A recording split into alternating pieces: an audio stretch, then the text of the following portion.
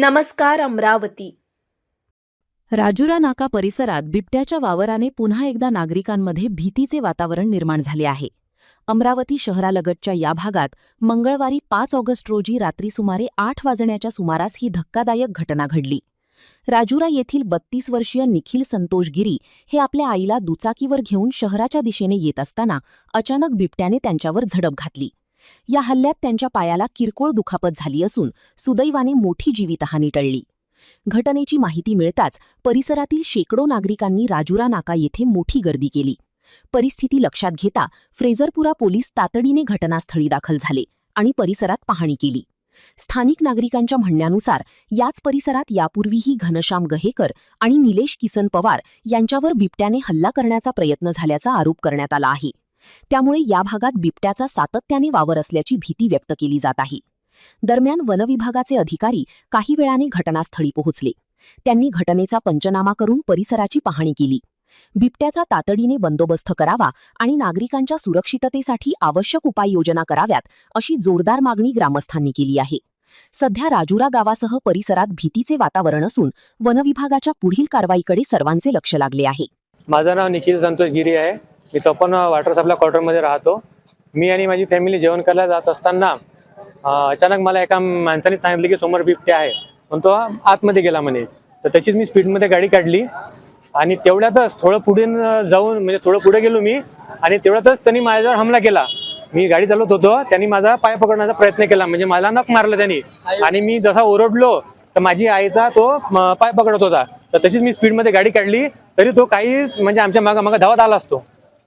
तर त्याच्यामुळे मला खूप मोठी जखम झाली आणि माझ्या जे नख लागला आणि आणखी माझा मित्र आहे त्याला पण त्याच्या मागे धावला आणि मग मी पुढे आलो तसं भीतीचं वातावरण निर्माण झालं आणि एक मुलगी गेली, मी तिला सांगितलं जाऊ नको म्हटलं, ताई थोडं बिबट्या आहे म्हटलं, मग ती थांबली तिथं। अमरावती शहरातील नुकतीच राजुरा या परिसरामध्ये बिबट असल्याची खळबळ उडाली आहे। ते दाखल झालेले आहेत। काही क्षणापूर्वी याच मार्गावर झुडपामध्ये अनेक दुचाकी चालकांना चक्क बिबट आढळले आहेत आणि बिबटने एका दुचाकी चालकावर झडप सुद्धा मारल्याची या ठिकाणी आता माहिती समोर येत आहे। थेट दाखल झालेले आहेत। पाहू शकता नागरिक मोठ्या संख्येने या रस्त्यावर जमलेले आहेत। राजुरा नाका चौक आहेत आणि या चौकातून अनेक नागरिक आपल्या घराकडे जात असताना बिबटचे दर्शन झालेले आहेत। बिबटने अनेक दुचाकी चालकांना सुद्धा झडप मारल्याची माहिती समोर येत आहे।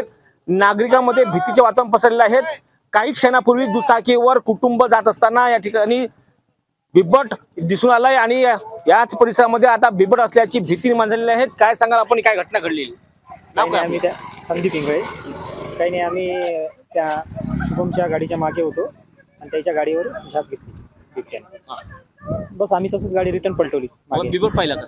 हा, बघितला। वन विभागाला काय मागणी केला आपण, असं आता लहान मुलगा घेऊन जाताय आपण, ते काहीतरी हे केलं पाहिजे त्यांच्यावर।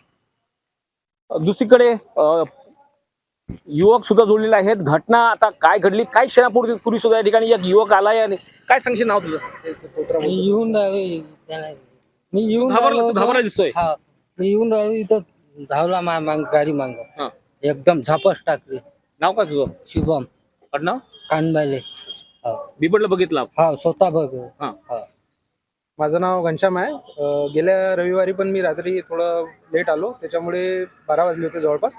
तर मी आणि माझा एक मित्र आम्ही चाललो होतो घरी। तर तेव्हा त्यावेळेस माझ्यावर पण बिबट्याने झाप मारली। बिबट्या इथं अचानक लपून बसतो आणि येत्या जात्या गाड्यांवर म्हणा, पैदलवाल्या माणसांवर बऱ्याचदा झाप मारतो। हे घटना रोज आहे इथं, रोज। असं नाही की 2-3 दिवसानंतर, 4-5 दिवसानंतर, असं नाही आहे इथं। हे घटना तुम्हाला रोजच पाहायला मिळेल। आता तुम्ही पाहसाल, आता वेळ किती झाला आहे? जास्तीत जास्त 8 वाजत आले।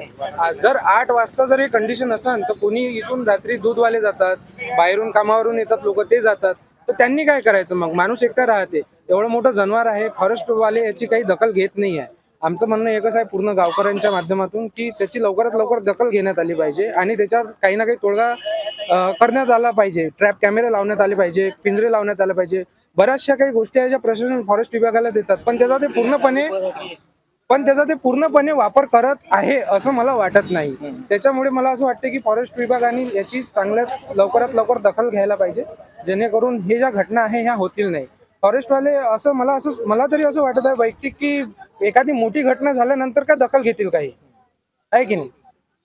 भीतीचं वातावरण निर्माण झालेलं आहे. तर राजुरा हा परिसर अमरावती शहराच्या अगदी टोकावर आहे. राजुरा पेट्रोल पंप जवळची ही घटना आहे आणि या मार्गावर अनेक दुचाकी चालकांना बिबट दिसून आला आहे. झडप घेतल्याची सुद्धा या ठिकाणी माहिती दिलेली आहे. वन विभागाने तात्काळ या ठिकाणी आपलं रेस्क्यू करण्यात यावं अशी सुद्धा मागणी होत आहे. कारण की नागरिकांमध्ये आता भीतीचं सावट निर्माण झालेलं आहे.